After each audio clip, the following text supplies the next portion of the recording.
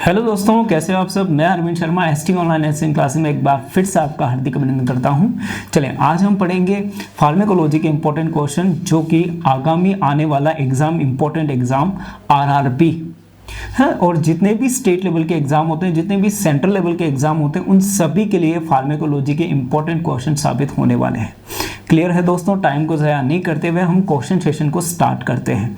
देखो, first one question आपकी screen के ऊपर आ चुका है। देखो, फर्स्ट वन क्वेश्चन आपसे कह रहा है the antidotal action of sodium nitrate in cyanide poisoning is based on. First one physical antagonism, next one chemical antagonism, next one physiological antagonism, next one non competitive antagonism. अगर हम इसमें बात करें, देखो तो जो साइनाइड पॉइजनिंग है, ये लो सर, साइनाइड पॉइजनिंग, साइनाइड एक पॉइजन सब्सटेंस होता है, ठीक है, जो कि पॉइजनिंग कोज करता है। इसकी पॉइजनिंग के लिए हम एंटीडोट देते हैं सोडियम नाइट्रेट। अब सोडियम नाइट्रेट अपना कौन सा एक्शन दिखा करके एंटीडोटल एक्शन के रूप में काम करती है, ये पूछा गया है। अगर हम इसमें बात करें तो सोडियम नाइट्रेट अपनी केमिकल प्रॉपर्टीज़ का यूज़ कर रही है। देखो कैसे, जब हम 12वीं क्लास में थे, देखो याद करो वो दिन जब एक्सपेरिमेंट्स होते थे केमिस्ट्री लैब में, हम एक्सपेरिमेंट करते थे, छोरियाँ आती थी, है ना, हमारे साथ में, हम छोरियों को देखते, छोरियाँ हमें देखती, है ना। वो सब बातें तो छोड़ो, ठीक है। हम अगर बात करें केमिस्ट्री लैब में, देखो सोडियम होता था, नाइट्रेट होता था, हम एक्सपेरिमेंट करते हैं ना। तो ये जो हमने पढ़ा है, ये केमिस्ट्री में हमने पढ़ा है, न कि हमने फिजिक्स में हमने पढ़ा है ना। तो अगर हम बात करें तो इसमें जो ड्रग है वो अपनी केमिकल प्रॉपर्टीज यूज में लेकर के अपना एक्शन दिखा रही है। देखो, ड्रग अपनी 4 प्रॉपर्टीज यूज में लेकर के अपना मैकेनिज्म ऑफ एक्शन दिखाती है। फर्स्ट वन, ड्रग अपनी फिजिकल प्रॉपर्टीज यूज में लेकर के, ड्रग अपनी केमिकल प्रॉपर्टी यूज में लेकर के अपना एक्शन दिखाती है। ड्रग एंजाइम पर एक्शन करके और ड्रग रिसेप्टर पर एक्शन करके अपना मैकेनिज्म ऑफ एक्शन दिखाती है। अगर हम इसमें बात करें तो ये 4 तरह के कार्य हो गए। हमको कौन सा पकड़ना है, ये केमिकल प्रॉपर्टी, ठीक है। तो केमिकल प्रॉपर्टीज यूज में लेकर के ड्रग अपना एक्शन दिखा रही है इस क्वेश्चन में, ठीक है। साइनाइड पॉइजनिंग के ऊपर कौन काम कर रही है, सोडियम नाइट्रेट। तो इसमें क्या ऑप्शन राइट जाएगा, केमिकल एंटागोनिज्म। देखो, फिजिकल प्रॉपर्टीज यूज में नहीं कर रही है, अपनी बॉडी फिजिक्स यूज में करके ड्रग अपना एक्शन नहीं दिखा रही है ना। ड्रग अपनी फिजियोलॉजिकल, अपनी बॉडी के अंदर जाकर के एंटागोनिज्म का एक्शन नहीं दिखा रही है ना। और ड्रग अपनी नॉन कॉम्पिटिटिव एंटागोनिज्म नहीं है। तो इसमें क्या ऑप्शन राइट जाएगा, chemical antagonism. Next one question, देखो नेक्स्ट वन क्वेश्चन कह रहा है the following is a competitive antagonist of GABA but a non-competitive antagonist of diazepam. First one picrotoxin, next one muscimol, है ना, हम इसे मोसिमोल बोले, म्यूसिमोल नहीं बोलना है। Next one flumazenil, next one bicuculline. अगर हम इसमें बात करें, देखो इसमें पूछा गया है कॉम्पिटिटिव एंटागोनिस्ट ऑफ गाबा। पहले तो ये गाबा क्या है, गामा एमिनो ब्यूटारिक एसिड। ये क्या है सर, एक तरह का न्यूरोट्रांसमीटर है। क्या है, न्यूरोट्रांसमीटर। Is that clear. अगर हम इसमें बात करें गाबा में, देखो गाबा जो है वो एक इनहिबिटरी एक्शन दिखाता है सीएनएस पे, एक इनहिबिटरी न्यूरोट्रांसमीटर, ठीक है। अब इसमें से पूछा गया है कि कौन सी ड्रग आपके कॉम्पिटिटिव एंटागोनिस्ट ऑफ गाबा है और non competitive antagonist of diazepam है, ठीक है। अगर हम इसमें बात करें, देखो फर्स्ट वन है, ये इसको मैं थोड़ा सा रफ कर दूं, ये लो सर। फर्स्ट वन का है पिक्रोटॉक्सिन। देखो, जो पिक्रोटॉक्सिन है वो एक तरह का टॉक्सिन होता है ना, क्रिस्टलिन प्लांट से प्राप्त होता है। अगर हम इसमें बात करें, ये जो पिक्रोटॉक्सिन है, ये पिक्रोटॉक्सिन आपके कन्वर्जेंट की तरह एक्ट करता है। इसको लेने के बाद में कन्वर्जन आते हैं, ठीक है। और ये सीएनएस स्टिमुलेंट है। क्या है, CNS stimulant. Is that clear. Next one muscimol, है ना, हम बोलेंगे मोसिमोल, मोसी का एक अनमोल, बोले तो मोसिमोल। ये जो मोसिमोल है, ये मोसिमोल आपके एगोनिस्ट ऑफ गाबा है, न कि एंटागोनिस्ट। एगोनिस्ट ऑफ गाबा, जो कि गाबा की एक्टिविटी को एसिलरेट करे, ठीक है। तो नेक्स्ट वन, हमने एक नाम बड़े अच्छे से सुना होगा, फ्लूमिज़नाइल, ठीक है। अच्छा, ये जो फ्लूमिज़नाइल है, ये फ्लूमिज़नाइल आपके होता है एंटागोनिस्ट ऑफ बेंजोडाइजेपिन।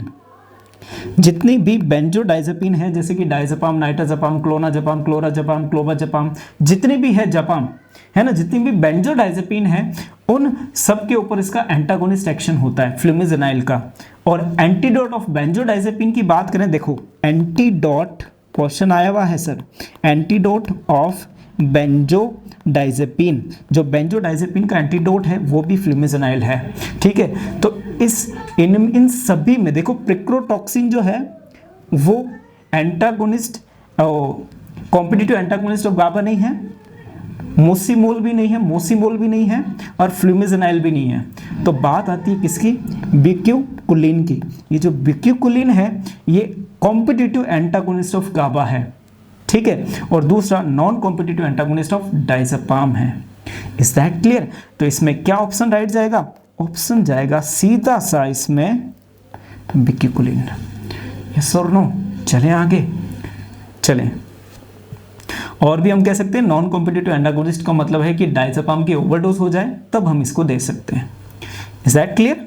चलें, नेक्स्ट वन क्वेश्चन आपकी स्क्रीन के ऊपर आ चुका है। The elderly patient are relatively intolerant to, first one digoxin, next one salbutamol, next one propranolol, next one nifedipine. अगर हम इसमें बात करें, देखो elderly patient are relatively intolerant to, देखो पहले तो इनटॉलरेंस का मतलब क्या है, इसका मतलब क्या होता है सर? देखो इसका मतलब ये होता है कि एडवर्स रिएक्शन या एडवर्स इफेक्ट ऑन या at therapeutic dose. Therapeutic dose पे इसका जो एडवर्स इफेक्ट आता है वो कहलाता है क्या? इंटॉलरेंस। देखो कैसे कि एक पेशेंट ने खाई, मान लीजिए कोई भी एंटीबायोटिक जो कि डॉक्टर ने प्रिस्क्राइब करी, डॉक्टर ने जो प्रिस्क्राइब करी वही पेशेंट ने ली, ठीक है, वही पेशेंट गोली को खा रहा है। जब वही गोली को खा रहा है, टैबलेट को, ठीक है, खाने के बाद में डॉक्टर ने कहा जिस अनुसार ही लिया और उतने दिन में इसको खत्म किया। खत्म करने के बाद में ये डॉक्टर के पास में कंप्लेन लेकर के आता है कि सर मेरा लीवर डैमेज हो गया है। क्या डैमेज हो गया है सर? लीवर डैमेज हो गया है। इसका मतलब ये डॉक्टर के कहे अनुसार ही ले रहा था, है ना। तो ये एक प्रकार की क्या है सर? थेरेप्यूटिक डोज वो ले रहा था। इस पे जो है उसका लीवर डैमेज हो जाए, उसका लीवर टॉलरेट नहीं कर पाए, that is intolerance. Is that clear? चलें, अब हम ड्रग की बात कर लेते हैं सर। ये लो ड्रग की बात करते हैं। First one digoxin. ये जो डिजॉक्सिन है ये होती है कार्डियक ग्लाइकोसाइड्स। ये हार्ट के फोर्स ऑफ कॉन्ट्रैक्शन को बढ़ाती है। देखो एक तो जो हार्ट है वो ऐसे धड़कता है अपना, है ना, और जब इस पर डिजॉक्सिन काम करने लग जाएगी तो हार्ट देखो ऐसे धड़केगा। तो किसमें हार्ट ज्यादा फोर्स लगा रहा है? इसमें, न कि इसमें। यस और नो? तो ये हार्ट के फोर्स ऑफ कॉन्ट्रैक्शन को बढ़ाती है digoxin. Is that clear? Next one है साल्ब्यूटामोल। ये जो साल्ब्यूटामोल होती है ये ब्रोंकियो डायलेटर के रूप में यूज में ली जाती है। ब्रोंकियो डायलेटर, जब ब्रोंकस कॉन्स्ट्रिक्ट हो जाए तब ये डायलेट करने के लिए साल्ब्यूटामोल दी जाती है। Next one propranolol. प्रोपेनोलोल का तो सबने नाम सुना होगा। ये लो सर, ये क्या है? Beta blocker. अरे जिस ड्रग के पीछे लिखा हुआ है लॉल, लॉल का मतलब ये देखो मेटाप्रोलोल, प्रोपेनोलोल, है ना, जिस किसी के पीछे लॉल लिखा हुआ है इसका मतलब ये है कि वो बीटा ब्लॉकर्स है, ठीक है। Next one nifedipine. ये जो निफेडिपिन होती है, ये निफेडिपिन आपके कैल्शियम चैनल ब्लॉकर है। कौन सी ड्रग है? Calcium channel blocker. Is that clear? तो देखो अब कौन सी ड्रग एल्डरली पेशेंट में इनटॉलरेंट की तरह काम करती है? तो इसमें ऑप्शन राइट होगा डिजॉक्सिन। डिजॉक्सिन को वो इनटॉलरेट एल्डरली पेशेंट नहीं कर पाता। Is that clear? तो इसमें क्या ऑप्शन राइट जाएगा? डिजॉक्सिन। नेक्स्ट वन क्वेश्चन आपकी स्क्रीन के ऊपर आ चुका है। Which of the following is a type B unpredictable adverse reaction. जहां कहीं भी, मैं आपको सीधा सा एक मंत्र बताऊं, जहां कहीं भी लिखा हुआ है अनप्रिडिक्टेबल, अनप्रिडिक्टेबल का सीधा सा मतलब होता है इडियोसिंक्रेसी। तो इसमें ऑप्शन ये राइट जाएगा, पहला तो ये चीज। नेक्स्ट वन हम बात करें, देखो ऑप्शन में दिया हुआ है साइड इफेक्ट। साइड इफेक्ट का मतलब होता है unwanted effect at therapeutic dose. जो डोज डॉक्टर ने दी है उस पर अगर अनवांटेड इफेक्ट आ रहे हैं वो है साइड इफेक्ट। जो डोज डॉक्टर ने दी नहीं है और पेशेंट उसको टॉक्सिक डोज के रूप में ले रहा है और उस पर अनवांटेड इफेक्ट आना स्टार्ट हो जाए, वो है आपके टॉक्सिक इफेक्ट, वो है आपके एडवर्स इफेक्ट। ठीक है, तो ये दोनों ही इसमें गलत हो गए, है ना। फिजिकल डिपेंडेंस, फिजिकल डिपेंडेंस का मतलब होता है कि एक ड्रग होती है क्लोरजोक्साजोन, जो कि एक मसल रिलैक्सेंट होती है।